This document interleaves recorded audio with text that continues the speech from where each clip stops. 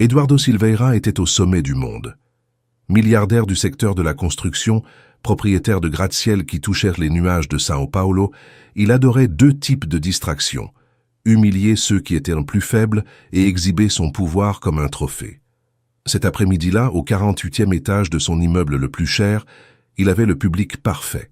5 cadres l'entouraient autour de la table de réunion, chacun riant des blagues cruelles qui servaient d'apéritif avant la signature de contrats de plusieurs millions. Gustavo Mendes, son associé en V, la porte s'ouvrit. Marina, femme de ménage de l'immeuble, entra avec son seau et son chiffon. 7 ans qu'elle travaillait là, presque invisible, survivant avec un salaire qui payait à peine le loyer de la chambre moisie où elle vivait avec son fils. Elle garda la tête baissée, comme toujours, mais cette fois quelqu'un l'accompagnait. Daniel, son fils de seulement 12 ans, vêtements déchirés par la vie dure, pieds nus, serrant contre sa poitrine un dossier en carton qu'il avait trouvé à la maison. Il pleuvait fort quand il était arrivé, et l'eau coulait encore de ses... « C'est qui celui-là » grogna-t-il en pointant le garçon comme s'il désignait une saleté. « Mon fils, monsieur, je l'ai amené aujourd'hui seulement parce qu'il a cru que je dirigeais une crèche ici » éclata-t-il de rire, déclenchant une nouvelle vague de rire. Marina tenta de reculer, mais Daniel avança d'un pas, essayant de la protéger avec son petit corps. Eduardo remarqua le dossier et l'arracha brutalement des mains du garçon. « C'est quoi cette merde ?»« C'est une lettre, de mon père, pour vous. » Le nom sur l'enveloppe figea l'air. Paulo Silva, l'ingénieur mort électrocuté sur le chantier Santana. Eduardo avait enterré cette affaire avec de l'argent et du silence. Il ouvrit les pages et la couleur quitta son visage. Rapports, chiffres, expertise technique, annotations qui prouvaient des défauts connus ignorés pour économiser des coûts, des culpabilités qu'il avait tenté d'effacer. « Tu as eu ça où ?» demanda-t-il d'une voix basse et dangereuse. « C'était caché. Ma mère ne savait pas. Je l'ai trouvé aujourd'hui. » Les cadres se regardèrent. Les rires devinrent malaises. Tremblait. Depuis la mort de son mari, elle avait accepté l'humiliation pour garantir à manger à son fils. Mais maintenant, elle était à genoux, suppliant qu'on ne la licencie pas. Rodrigo filmait tout, retrouvant ça comique. Soudain, Daniel explosa. « Vous n'avez pas le droit de parler de mon père. Il valait plus que vous tous réunis. » Les rires cessèrent. Eduardo s'approcha avec un sourire qui n'avait rien de joyeux. « Courageux, hein? On va faire un petit jeu pour que tout le monde rie. » Il donna un ordre et un pan de mur glissa, révélant un coffre-fort gigantesque en acier suisse. Il brillait comme une bouche prête à dévorer les échecs. Ce coffre coûte des millions, fabriqué par les meilleurs d'Europe, technologie militaire. Même les hackers n'y arrivent pas. Si tu l'ouvres, je te donne 100 millions de réais. 100 millions. Et ta mère garde son emploi. Mais si tu échoues, elle est à la rue tout de suite, sans droit, sans rien. Et je m'assure qu'elle ne retrouve jamais de travail dans cette ville. Marina pleurait, suppliant au nom de Dieu. Daniel respira, serra les poings, regarda les hommes qui se moquèrent de lui et dit « J'accepte, mais à mes conditions. » Les cadres éclatèrent de rire à nouveau. Le petit rat veut imposer des règles. Si je gagne, les 100 millions deviendront un fonds pour les enfants des employés. Et ma mère aura un vrai poste, pas nettoyer les toilettes. Eduardo applaudit, moqueur. Parfait. Tu as 30 minutes, sans outils, sans trucs, juste ce panneau de combinaison et tes petites mains. Daniel s'approcha, toucha la surface froide. Pensa à son père. Paulo passait des nuits à étudier les coffres, lui apprenant que les secrets ont des failles et que chaque verrou a son moment de faiblesse. Daniel ferma les yeux, commença à parler pour que tous entendent. Mon père était ingénieur civil, mais aussi consultant en sécurité. Il installait des coffres comme celui-ci. Il m'a appris comment ils fonctionnent. Felipe se moqua, trouvant ça impossible. Daniel ignora. Il observa la plaque métallique avec le numéro de série. Schulzen Werner SW5924.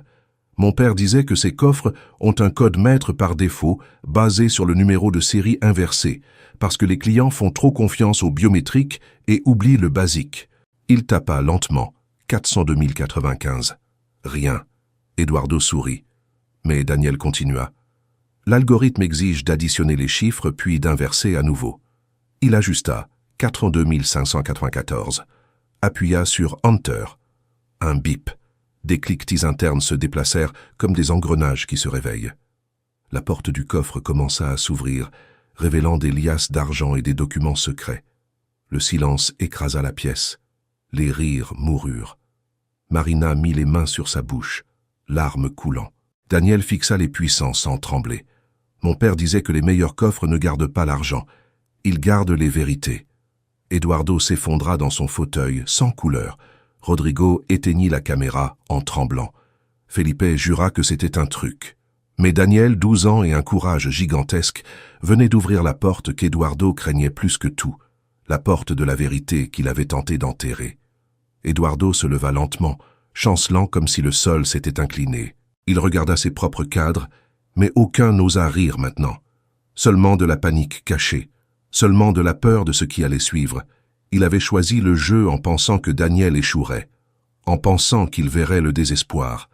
Mais la défaite était là, grande ouverte, dans ce coffre qui n'aurait jamais dû céder. Il tenta de sauver la face d'une voix instable. « Tu avais mémorisé ce code ?» Daniel secoua la tête. Mon père disait toujours « Les chiffres racontent des histoires. Ils ne racontent quelque chose de faux que quand quelqu'un essaie de cacher la vérité. » Gustavo se leva brusquement, pointant Marina du doigt. « Vous avez monté ça.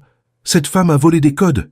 Ils ont organisé un coup monté. »« Je l'ai trouvé ce matin, » cria Daniel. « Vous avez effacé mon père, mais il a laissé des indices. Il voulait la justice. » Marina essuya ses larmes, tenant son fils avec une fierté qu'elle n'avait jamais eu l'occasion de montrer. Elle avait vécu 7 ans à avaler des humiliations parce qu'elle ne pouvait pas perdre son salaire.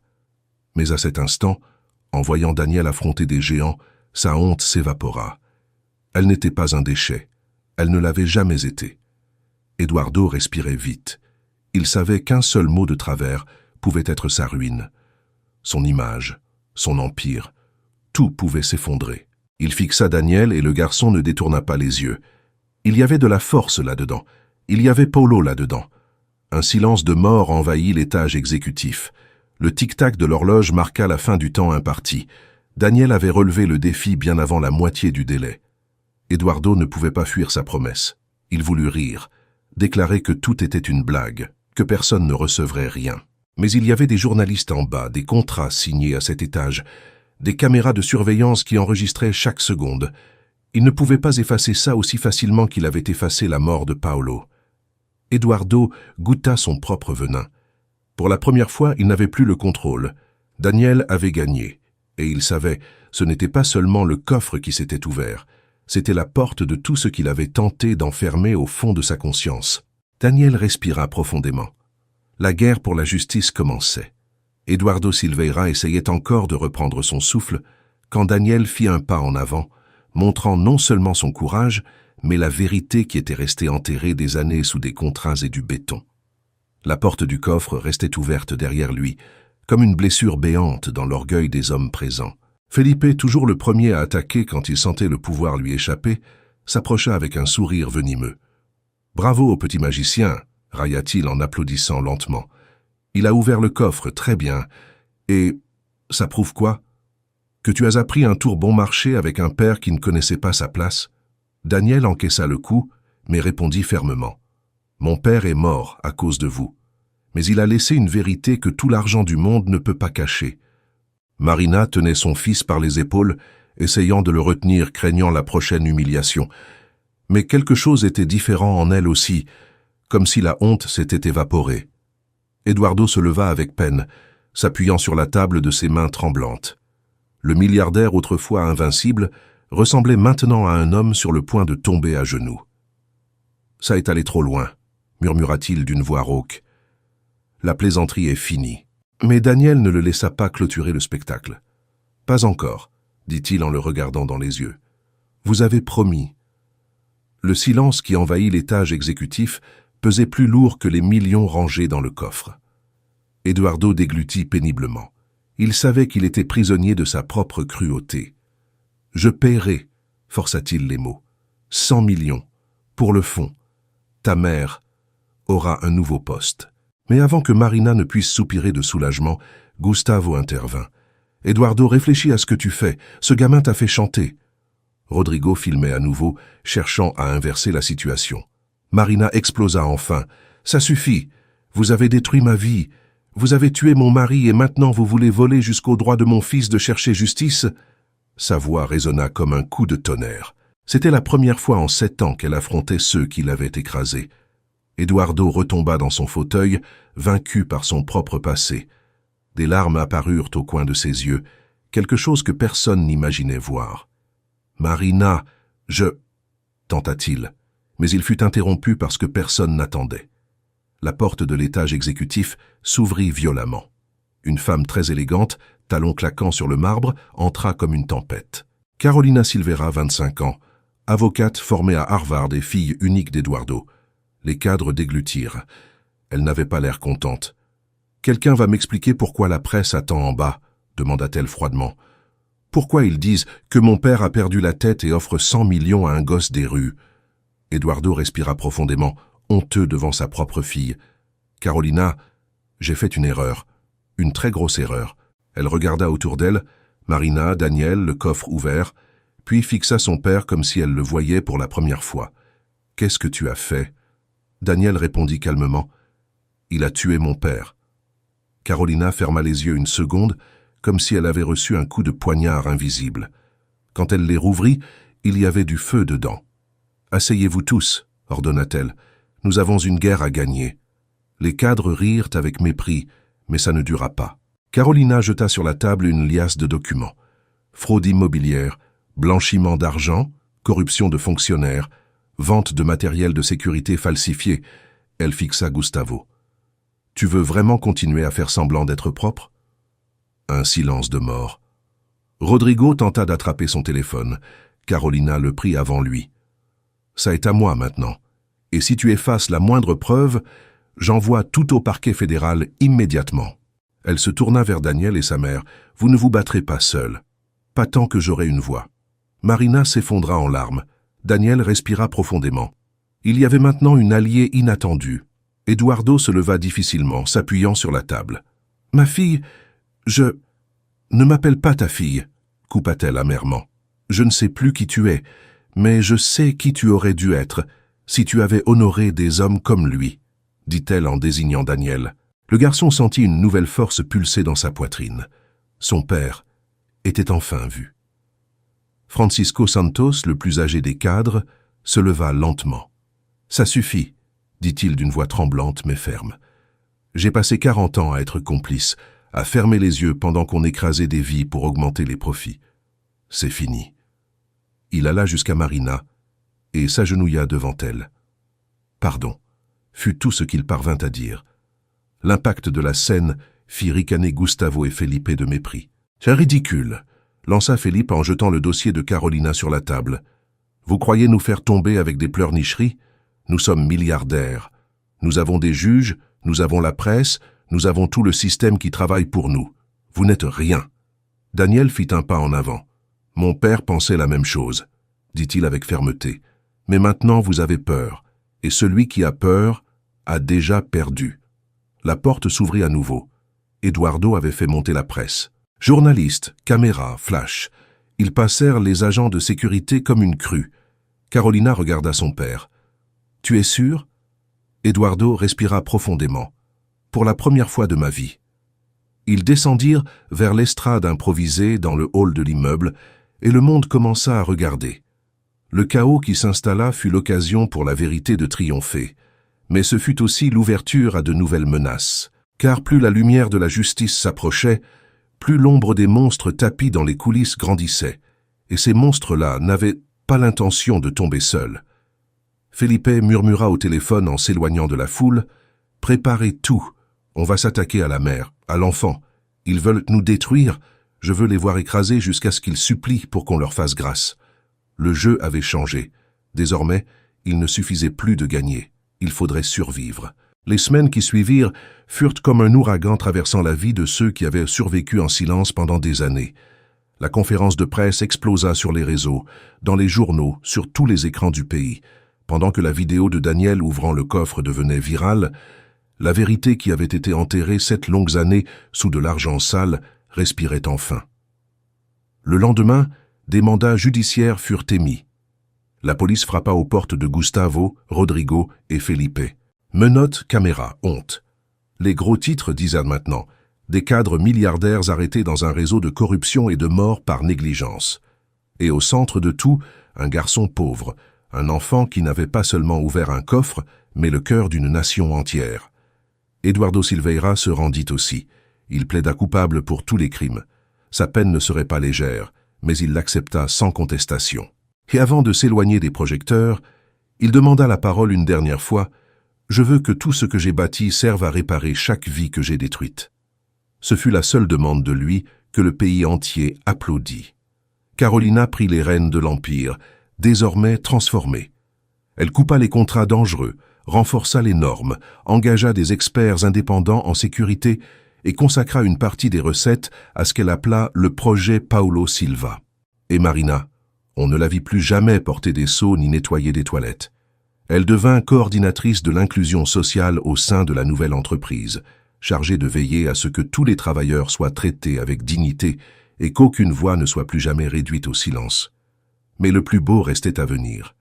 6 mois plus tard, Daniel enfila pour la première fois un costume sur mesure. Cadeau de Carolina. Lui et Marina arrivèrent à l'immeuble, qui avait été autrefois le symbole de l'arrogance, désormais transformé en quelque chose de plus grand. Centre éducatif Paulo Silva. Le futur ne peut pas être construit sur des vies détruites. C'était la phrase gravée à l'entrée. Des enfants coururent vers Daniel dès qu'ils le virent. Certains l'appelèrent héros. D'autres le serrèrent dans leurs bras en disant qu'eux aussi auraient maintenant une chance d'étudier. Marina pleura en voyant des mères sourire avec espoir, quelque chose qu'elle-même n'avait pas ressenti depuis très longtemps. Carolina monta sur l'estrade pour son discours. Journalistes et autorités remplissaient l'auditorium. Mais le moment le plus attendu était un autre. Elle appela Daniel au micro. Il respira profondément, regarda le public, mais surtout la photo de son père sur le mur central.